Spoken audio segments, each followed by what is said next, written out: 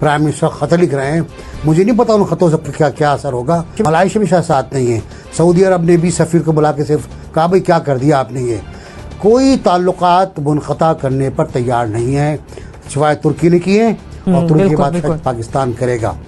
जो मुस्लिम ममालिक हैं उन्हें खतूत भी लिखे जा रहे हैं कि वो इस पर अपना रद्द-ए-अमल दें और इस होने वाले इक़दाम की सख्त से सख्त मजम्मत भी करें। ये मसला कल पार्लियामेंट में तय हो चुका है, करारदाद मंजूर हो चुकी है, डिमांड आ चुकी है फ्रांस से ताल्लुकात को मुनक़ता करने की।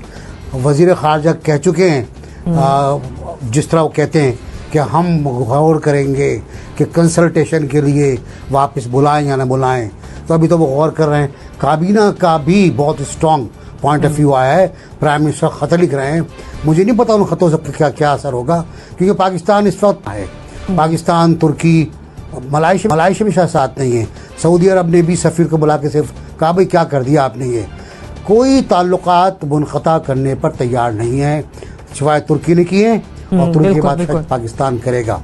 पाकिस्तान की काबीना को सब कुछ देखने के बाद ये फैसला करना होगा कि क्या किया जाए जिससे शान रिसालत, अल्लाह ताला कहता है कि हमने आपका जिक्र अफजल कर दिया, रफ़ाअना लका जिक्र, कि हमने आपके जिक्र को बुलंद कर दिया।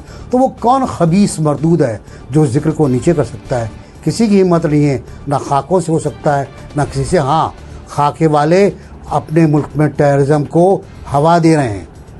प्रेसिडेंट फ्रांस ने जो कुछ कहा उसके बाद फ्रांस में दहशतगर्दी का ख़तरा बढ़ गया है, वहाँ लोग ठंडे पेट नहीं बैठेंगे, मुझे पता है, और फिर बाद में आप रोए, हम सब लोग बैठ के रोएंगे कि क्या हो गया। वो रिएक्शन की सूरत में होना चाहिए, पाकिस्तान के अंदर भी और पाकिस्तान के बाहर भी। बहुत खूबसूरत गुफ्तगू गजनफर साहब ने भी और चुगताई साहब ने भी फरमाई। देखिए, इस वक्त दुनिया में 7 अरब 82 करोड़ इंसान बसते हैं। इन 7 अरब 82 करोड़ में से 1 अरब 90 करोड़ मुसलमान है, यानी दुनिया की कुल आबादी का 1/4 मुसलमान है, 1/4। ये दुनिया का सेकंड लार्जेस्ट रिलीजन है और ये दुनिया के 6 बर्रे आज़मों में हर जगह पर मुसलमान आबाद है और तकरीबन दुनिया के कुल मुल्कों में से भी 1/4 से ज्यादा मुसलमान मुल्क हैं, इस्लामिक स्टेट्स हैं, 56 के करीब इस्लामिक मुल्क हैं। ये कैसे हो सकता है कि 1 अरब 90 करोड़ बाशिंदों के जज्बात को ठेस पहुंचाई जाए आए रोज, और फिर और अगर ठेस पहुंचाने वाला कोई मुल्क, रियासत नहीं है, कोई फर्द वाहिद या कोई तंजीम है, कोई मैगजीन है, तो फिर उसको वहां की रियासत और वहां की हुकूमत उसको शह दे, उसकी सरपरस्ती करे, उसकी तारीफ करे, और अगर उसके ऊपर कोई मुसलमान रिएक्ट करे तो वो कहे कि ये जो रिएक्शन आ रहा है ये दरअसल इस्लामिक टेररिज्म है, जो इमैनुअल मैक्रोन ने जो बात कही, तो ये इंतहाई, देखें, ये क्लैश ऑफ सिविलाइजेशन की तरफ हम जा रहे हैं। ये कोई एक वाकया नहीं है, ये वाकयात का तसलसल चला आ रहा है।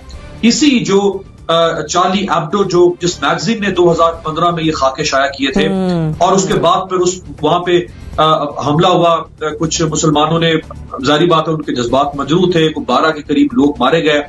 और अब आप उनकी ढिठाई देखें कि 2020 सितंबर में वो जो 12 लोगों के कत्ल में जो लोग मुलव्विस थे, उनका जब केस चल रहा था तो उसका ट्रायल शुरू हुआ पिछले महीने। जब ट्रायल शुरू हुआ तो चार्ली एब्डो ने दोबारा से वो खाके फिर शाया कर दिए, और उनकी मजीद ढिठाई देखें कि अभी जब ये वाकया हुआ जिस उस्ताद के कत्ल का, तो चार्ली एब्डो ने उसके ऊपर फिर ट्वीट कर दी उन्हीं खाकों के साथ। तो जब आप इस तरह से करेंगे तो फिर ये नहीं हो सकता। आप देखें ना, हाँ, कोई भी इमरान खान हो, कोई और किसी मुसलमान मुल्क का कोई हुक्मरान हो, वो अपने हर शहरी को नहीं समझा सकता। लोगों के जज्बात हैं, लोग फर्द जज्बात में कोई कदम नहीं उठा देंगे। अब फ्रांस की जहां तक बात है पाकिस्तान के साथ, फ्रांस की कुल आबादी है 6.5 करोड़। 6.5 करोड़ लोगों में से जो मुस्लिम पॉपुलेशन है वो 57,20,000 है, यानी खुद 8.8% पॉपुलेशन फ्रांस की मुसलमानों पर मबनी है, जिसमें मोरक्को से आए हुए हैं, अलजायर से आए हुए हैं, जिसमें तुर्की के हैं, पाकिस्तानी तकरीबन 1.25 लाख पाकिस्तानी फ्रांस में बसता है, और वो बहुत कंट्रीब्यूट कर रहे हैं फ्रांस की कौन। ये खुद फ्रेंच प्रेसिडेंट को सोचना चाहिए था। बिल्कुल सही जुमला बोला है रजब तैयब एर्दोआन ने कि इसको अपना दिमागी मुआयना करवाना चाहिए। ये इंसान सठिया गया है बिल्कुल दिमागी तौर पे। सिर्फ 2 शख्सियात ऐसे के जो सामने आई है खुल के, एक प्राइम मिनिस्टर इमरान खान है जिन्होंने फौरन ट्वीट करके और उन्होंने अपना एहतजाज रजिस्टर करवाया, और दूसरे हैं तुर्की के सदर। मेरा ख्याल है इस मामले को अब ये जो OIC ये जो या तो इस OIC को बिल्कुल दफन कर दें या इस OIC को आखिरी दफा इसके ऊपर वो इलेक्ट्रिक शॉक लगाएं ताकि अगर ये जिंदा होती है कुछ कर सके। ये किसी इंफरादी तौर पे ये मसला हल नहीं हो सकता। मुजम्मिल साहब, ये कोई पहली बार का वाकया नहीं है कि मुसलमानों के जज्बात को इस तरह से मजरूह किया जा रहा हो। अगर अब हमने कोई ठोस इकदाम ना उठाए तो खुदा न खास्ते इस किस्म के इकदाम मुस्तकबिल करीब में दोबारा भी उठाए जा सकते हैं। फिर क्या करना चाहिए पाकिस्तानी गवर्नमेंट को इस सिलसिले में? देखिए, एकदम मुझे ये बात नहीं समझ आती कि हम अपना सफ़ीर वहाँ से वापस बुला लें। नहीं, सबसे पहली बात तो है उनका सफ़ीर भी यहाँ से वापस भेजना चाहिए।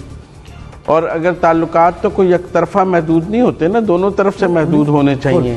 जब उनका सफ़ीर अगर मुस्लिम ममालिक उनके सफरा को वापस भेजेंगे तो उन्हें को मैसेज मिलेगा।